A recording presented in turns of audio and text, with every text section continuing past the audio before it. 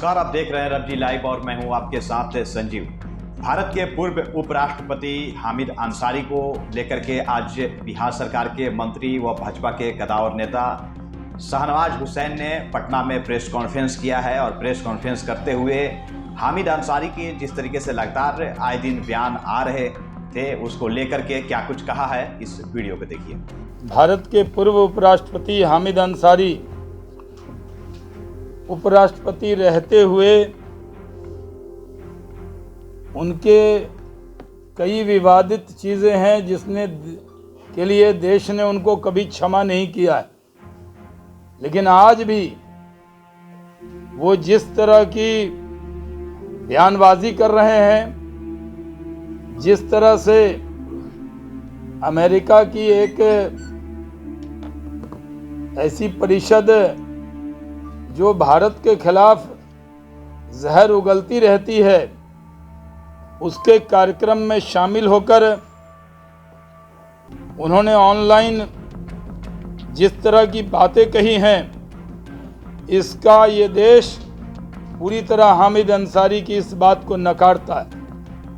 ये देश में सबका साथ, सबका विकास, सबका विश्वास है और मैं मानता हूं कि जिस तरह अमेरिका की जो आईएमसी है, जो एक संस्था है जो सिर्फ भारत को बदनाम करने में लगी रहती है, एक तो उसके कार्यक्रम में उनको जाना नहीं चाहिए था, दूसरा वहाँ पर जाकर जो बातें उन्होंने कही, आईएमसी जिसके फाउंडर शेख उबैद पहले से ही बहुत सारा फंड इकट्ठा करके भारत को बदनाम करने के लिए जिस तरह का काम किया है, और उसने करीब 4,12,000 जो यूएस डॉलर है उसको खर्च किया, कभी बर्मा में, कभी अन्य चीज़ों में,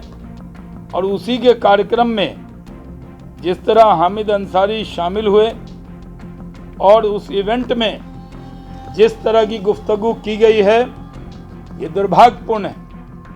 भारत के मुसलमानों के लिए भारत से अच्छा देश, हिंदू से अच्छा दोस्त और नरेंद्र मोदी से अच्छा नेता नहीं मिल सकता, जो सबका साथ, सबका विकास, सबके विश्वास के रास्ते पर इस देश को लेकर चल रहे हैं। पूरे दुनिया के अंदर आज भारत की प्रशंसा हो रही है कि इतने बड़े देश में न कोई दंगा है, न फसाद है, न कोई विवाद है, भारत संविधान से चलता है। लेकिन हामिद अंसारी ने जो पूर्व उपराष्ट्रपति रहे हैं, उन्होंने इस बात की भी कदर नहीं की है। उन्होंने पहले भी जब 2018 में अलीगढ़ मुस्लिम यूनिवर्सिटी में जिन्ना का पोर्ट्रेट लगाया गया था, तब भी उस वक्त उनका बयान पूरी तरह दुर्भाग्यपूर्ण था। 1918 में भी जब शरिया अदालतों के पक्ष में बयान देकर उन्होंने एक विवाद खड़ा किया था, 2017 में ही हामिद अंसारी जो पॉपुलर फ्रंट ऑफ इंडिया के एक कार्यक्रम में जब गए थे तो उनकी एक आलोचना हुई थी। उसी तरह प्रधानमंत्री नरेंद्र मोदी जी के पहल पर 21 जून अंतर्राष्ट्रीय जो योग दिवस मनाया गया, उसमें भी 190 से ज़्यादा देशों ने उसमें भाग लिया। लेकिन उस वक्त उस कार्यक्रम में राष्ट्रपति प्रणब मुखर्जी साहब, हमारे नेता नरेंद्र मोदी जी, कई केंद्रीय मंत्री शरीक हुए, लेकिन हामिद अंसारी साहब ने उसमें शरीक होना बहुत जायज़ नहीं समझा। उन्होंने जिस तरह की बातें की, वो देश पहले से, जब उन्होंने एक बार वंदे मातरम के लिए जब कहा गया, तब उन्होंने कहा नहीं, मैं भारतीय हूँ, यही काफ़ी है। हामिद अंसारी साहब इस देश के जो लोग हैं, पढ़े लिखे लोग हैं, वो उनसे पूछना चाहते हैं, पूरा देश उनसे पूछता है, आखिर जिस देश ने आपको नंबर 2 कुर्सी दी, यानी उपराष्ट्रपति की कुर्सी दी, जिस देश ने इतना सम्मान दिया, कई राज्यों में आप भारत के एम्बेसडर रहे, कई राज्यों में भारत का प्रतिनिधित्व किया, और आपकी जहन और आपका दिमाग इतना भारत के लिए ऐसा क्यों है, ये देश जानना चाहता है। जब 3 साल पहले जब सुप्रीम कोर्ट में एक बार राष्ट्रगान अनिवार्य करने की बात और मद्रास हाई कोर्ट ने वंदे मातरम के बारे में जब कहा था, तब उन्होंने ये बात कही। उपराष्ट्रपति के तौर पर कार्यकाल के आपको या ऐसा लगता था कि किसी समाज को कोई सम्मान नहीं मिल रहा है, तो आपको पहले कहना चाहिए था। लेकिन आखिरी दिनों में उन्होंने ये स्वीकारता का माहौल को खतरे में बताया था पार्लियामेंट के ऐसे में, राज्यसभा के अंदर, और जिस तरह की बातें उन्होंने कही थी उससे पूरा देश शर्मसार हुआ था। और उनका ये कहना कि इस देश के बड़ी तादाद में लोग अपने को असुरक्षित समझते हैं, ये दुर्भाग्यपूर्ण है। पूरा देश इस बात पर उनकी आलोचना करता है, और मैं मानता हूँ कि जिस तरह जो जो अमेरिकी मुस्लिम परिषद है, जिसका काम है जहर फैलाना, जिसका काम है भारत के बारे में दुष्प्रचार करना, उसके कार्यक्रम में शामिल होकर उन्होंने एक उच्च मर्यादा जो पद से हटने के बाद भी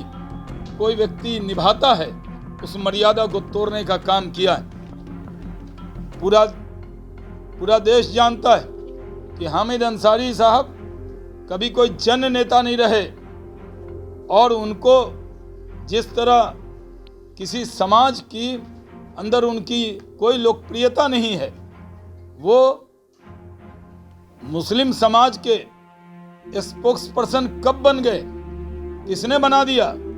इस देश में भारत के संविधान ने सबको बराबर का अधिकार दिया है। आज